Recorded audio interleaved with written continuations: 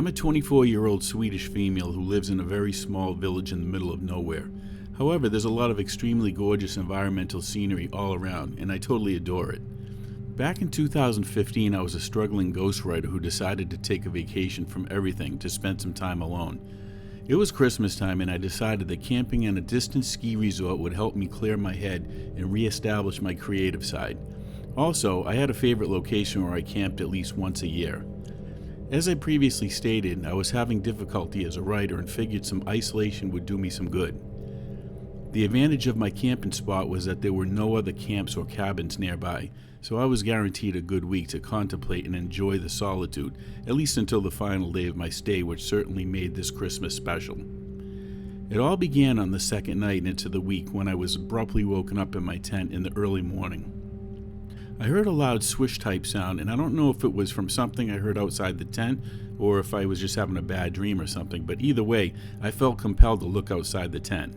Once outside, I looked around to see if I could see anything, but it was pitch black outside, so it was a little difficult.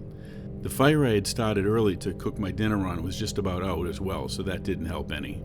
I had a small flashlight, but the batteries were pretty weak in it, so that was useless as well. If I had tried it before I left and saw how weak they were, I would have bought some new ones. But my planning skills weren't always 100%. I looked around the tent as best I could, and it was then that I noticed a snowman in the distance that wasn't there when I first arrived. Now, when I was a kid, I would have been overjoyed by the sight of a snowman, but that feeling of childhood nostalgia was quickly squashed when I realized I wasn't alone out here in the woods. Because my campsite was the only one on this side of the valley, I couldn't imagine someone walking out this far only to make a snowman, and even if it was one of my friends that may have been trying to play a joke on me, I just couldn't see any of my friends doing that. Despite the creepiness of this whole thing, I was far too exhausted to give it another thought and just decided to go back to sleep for the remainder of the night and look into it further in the morning. Now, when I got up the next morning, to no one's surprise, the snowman was still there, obviously. I couldn't quite put my finger on it at the time, but I had this odd feeling that something about the snowman was different. But regardless, I carried on with my day and didn't give it a second thought until later that night when it happened again. I was awoke suddenly and for no apparent reason. I don't recall having a bad dream or anything, but I suppose it's normal for us sometimes to forget our dreams, even the bad ones. I once again felt an eerie sensation and found myself looking out through the tent's window. It was really cold out this night, and I had my battery-operated heater on high in the tent. I looked over and I could still see the snowman, but he was significantly more visible because there was a full moon out and it was much brighter. I didn't know why, but I felt that eerie, strange sensation again. Additionally, I began to question why the snowman was facing my camp and why anyone would build a snowman way out here. There were no other cabins nearby, and no one was camping out here for miles. I didn't get much sleep after that because I was starting to get really creeped out after I thought about it more and more, so the following morning I decided to venture out around the area for a better look. I checked all around, but there were no signs of anyone, although it was a little difficult to tell due to the low visibility caused by the weather, as it was a little windy and was causing some light whiteout conditions from the light snow being blown around. After thinking about it for a while, I decided to knock down the snowman for good measure, as it was beginning to feel like a bad omen. Perhaps I was just overreacting and figured it was just someone trying to have a little fun at my expense, but at the very least I wouldn't have to think about it anymore. Unfortunately, the following night things got worse. I was woken up yet again, but this time I was certain it wasn't a dream, but rather a loud thud, like something had struck my tent. I looked outside my tent and was horrified to see that same snowman standing there again after I had knocked it over earlier in the day. I recalled going to bed quite late that night and saw no indication of a snowman when I turned out the lights, so I'm very certain that I wasn't seeing things. I was struggling with the idea of going outside the tent in the bitter weather to see if there were any clues or anything, because I knew if I waited until morning, any footsteps or anything would be buried by another layer of snow since it was snowing and windy out. After going back and forth, I eventually decided to go and check it out, so I got dressed, stepped outside, and approached the snowman. I did see a single set of quite big footprints, although starting to get filled with snow now, and saw them lead off into the dark woods. Now I started to feel like I was being watched and couldn't shake it. As a result, I decided to leave it alone and just went back to my tent. It was pretty cold, so I just attempted to stay warm as my heater ran. Any hopes of sleeping that night were quickly removed when I heard the noise again, but this time I recognized what it was. It was a handful of snow that hit my tent, or maybe like a small snowball. Now, I knew instinctively that this only meant one thing, that there was someone out here with me. It had to be a person because no animal would know how to build a snowman. Needless to say, I didn't sleep at all and kept watch all night, and then left early the next day. You'd figure if it was someone playing a joke, then they'd eventually say something, but I think it was someone trying to scare me.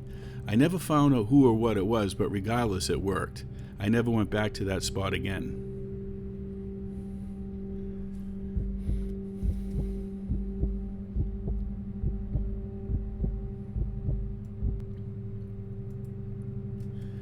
My family really enjoys camping, so I always make it a point to put together some nice camping trips for them.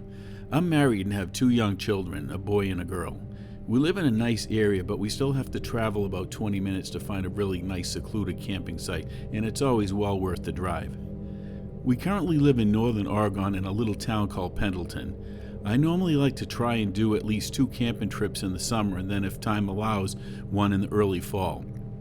The last one we went on was in August of 2021. It started out like any other weekend. We packed all the things for camping and loaded the car Friday night so we could get a nice early clean start on Saturday morning. We left at about 8 o'clock and got there about 8:30. Like I said earlier, it was about a 20-minute ride, but we made a quick stop at the store on the way to get some last-minute food items. Once we arrived at the site, we set everything up. Everyone had their assigned duties, and I was in charge of getting a nice fire going.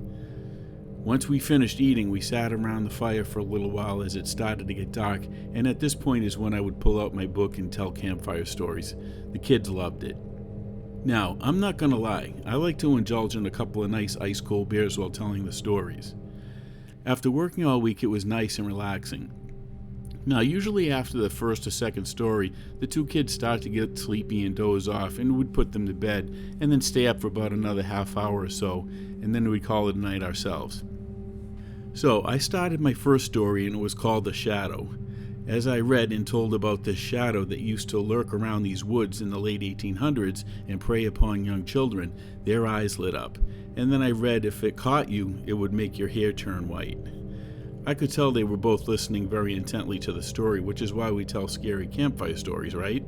Well, after the 3rd story, they started getting sleepy, so we put them to bed. As I tucked my son into his sleeping bag, he asked me, "Daddy, is the shadow real?" I laughed and said, "I don't think so, it's just a campfire story, son," and gave him a kiss and said goodnight.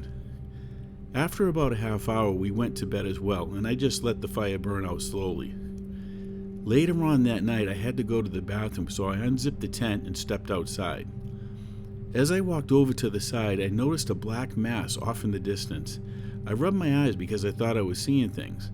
It was moving very slowly in a horizontal line from right to left and was floating about a foot or so off the ground, but I had no idea what it was. My first thought was, okay, how much did I have to drink? But I felt totally alert.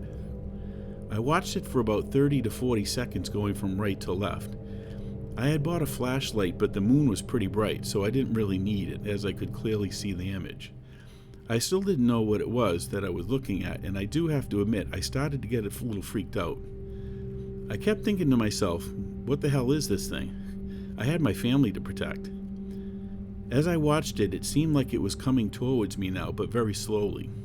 I walked over to my tent to wake up my wife and was calling her, but she wouldn't wake up. I was shaking her leg, but still she wouldn't wake up. I stood back up and noticed the shape was even closer now. I looked around for any kind of a weapon to fight it off if need be. I found a huge stick and picked it up and stood between it and the tents. Now it seemed to be coming at me faster, and then all of a sudden it made a blood-curdling scream. As this happened, it came into focus and turned into the shape of an old woman that was floating across the ground right at me. She was wearing a long black dirty type of cape, and as she got closer to me, I took a full swing at her with the stick, but it was ineffective and seemed to go right through her. I thought to myself, what the hell? She grabbed my head with both of her hands and made this god-awful sound that was really high-pitched, and as I screamed, all of a sudden I could feel my wife shaking me and saying, "Honey, wake up, you're having a bad dream." Once I gained my composure, I looked around and noticed I had dozed off sitting by the fire and everything was okay. Then something weird happened. My wife asked me why my hair was all white. I jumped and said, "What?" Then she laughed and said I was dreaming about my own campfire stories. I let out a sigh of relief and then nervously laughed myself. She said she was going back to bed and then went into the tent. I ended up taking a final look around the camp just to be sure because that dream seemed very real, and then after that I went to bed myself.